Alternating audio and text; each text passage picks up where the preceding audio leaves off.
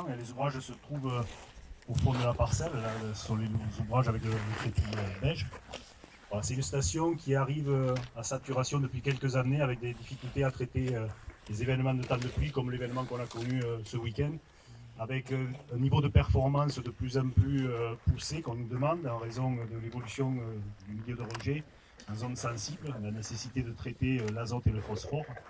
Et donc dans ce cadre-là, cette Agropole Méditerranée, maîtrise d'ouvrage et exploitant de cet équipement, s'est engagé auprès des services de l'État pour étendre et construire finalement une nouvelle station d'épuration dont la capacité est portée à 5500 équivalents habitants, avec même une évolutivité à plus long terme si jamais la population venait à évoluer sur le territoire dans les décennies à venir.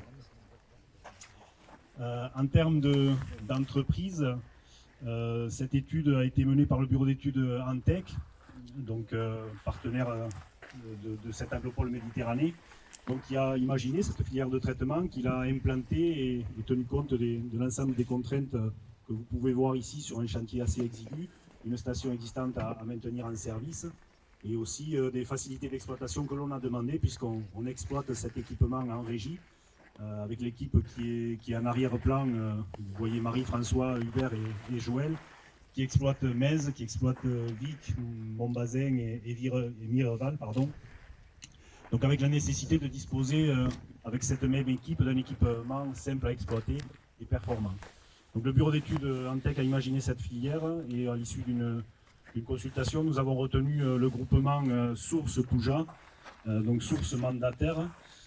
Touja, donc mandataire et responsable du lot process, Touja pour la partie génie civil en co-traitance et associé à des sous-traitants, des entreprises locales comme SPI pour la partie électricité automatisme, Baldar pour les terrassements, et j'en oublie, sur la traque pour la partie réseau. Montant de l'opération 2 876 330 €, subventionné à hauteur de 30% au travers de deux subventions. La première pour le réseau d'amener des eaux brutes et la seconde au travers du plan France Relance à l'issue de la crise sanitaire, donc pour relancer l'activité, ce qui nous a permis de subventionner grâce à ces deux dispositifs. Pour suivre cette opération, nous avons également confié des missions à un contrôleur technique et un coordonnateur sécuritaire, qui est l'APAV. Ensuite, pour la partie géotechnique, AlphaSol, donc pour valider l'ensemble des fondations et autres structures. Et j'oublie encore Biotope pour la partie suivi écologie du milieu pendant tout le chantier. Voilà, c'est une opération qui a débuté en termes d'études en septembre 2021. Le chantier a démarré en début d'année, donc début 2022, avec notamment l'accès chantier que vous voyez ici à l'arrière.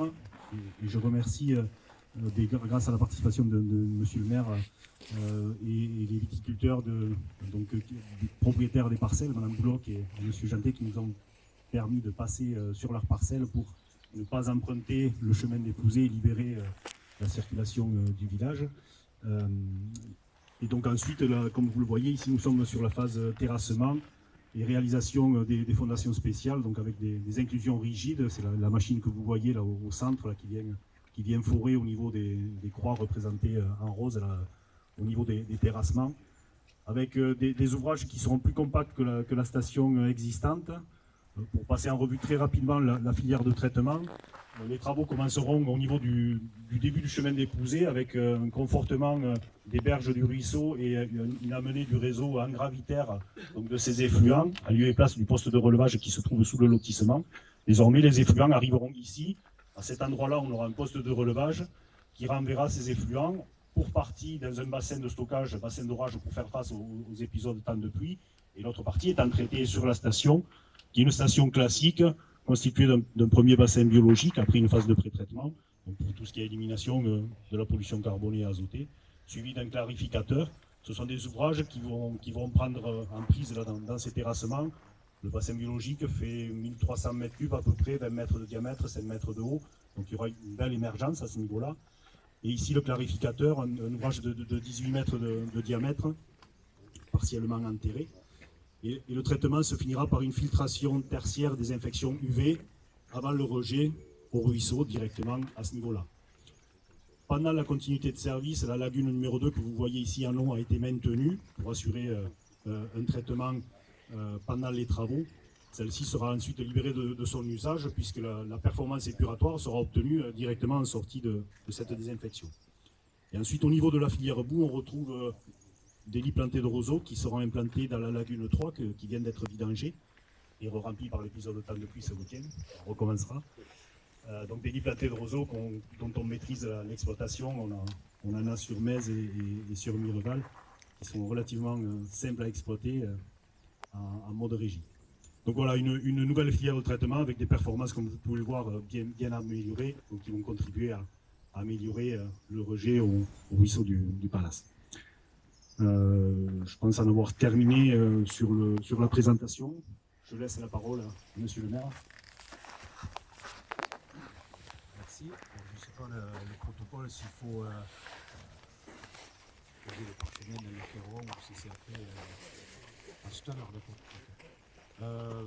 Donc il y a je crois que entre nous, les services de l'État sont absents, que ce soit l'agence de l'eau.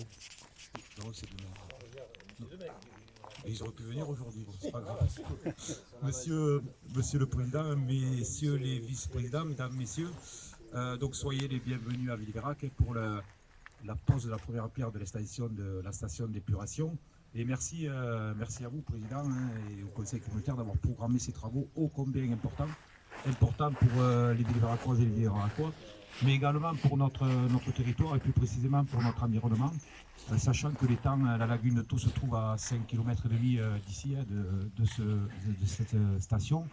Et quand on connaît ce qui arrive là, notamment les changements climatiques, alors c'est vrai qu'il y a eu des précipitations ce week-end, 80 mm samedi, 60 dimanche, 140 mm, c'est important, mais depuis le mois de septembre, on n'avait pas eu d'eau, très peu d'eau, à l'automne et en hiver. Et cet apport d'eau douce, donc des lagunages, est vraiment important. Alors c'est vrai qu'il y a le lagunage de Marcillan, le lagunage de Metz et le lagunage de Villeverac. Important pour la ressource halieutique, notamment pour les professionnels de l'étang, conchiculteurs, pêcheurs. Et on a 11 cours d'eau qui se jettent dans l'étang, mais 2 coulent à l'année. La Veine, donc, qui se jette à la crique de Lange, entre Ballaruc-le-Vieux et Poussan, et le Palace, donc la station d'épuration de Villeverac alimente ce cours d'eau. Et côté Marcillan, donc, je crois qu'il y a aussi la station d'épuration de Marcillan qui se jette directement dans l'étang, mais c'est vraiment important d'avoir cette eau brute supplémentaire, cet apport supplémentaire par rapport au changement climatique et surtout cette qualité des eaux. On a vu des problèmes, c'est vrai, en 2015, les professionnels, notamment les conchiculteurs, étaient venus me voir. Il y a eu des débordements pendant l'hiver avec des conséquences dramatiques, disons, parce que la vente de coquillages avait été stoppée à cause de la présence des Escherichia coli dans l'étang, peut-être dû en partie d'un débordement de cette station d'épuration. Donc ça va être réglé en 2023. Alors je ne remercie pas les entreprises qui travaillent parfaitement, mais on aura l'occasion de le faire pour l'inauguration peut-être en 2023. Merci.